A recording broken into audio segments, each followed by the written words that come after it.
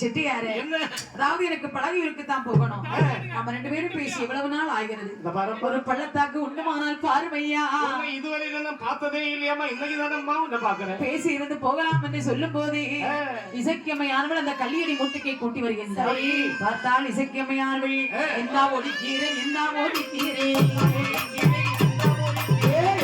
சென்று முறைத்து எடுத்தார்.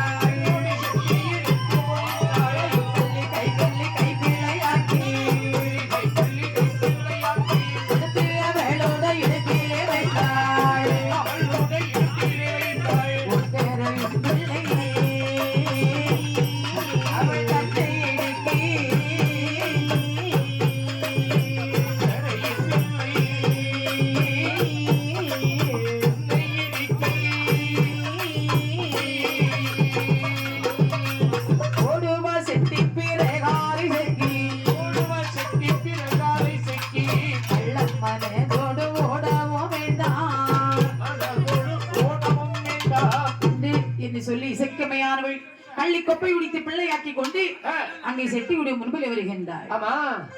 அதாவது சிவ சுடலை மாட சுவாமியுடைய திருக்கதையை பாடுகின்றோம்.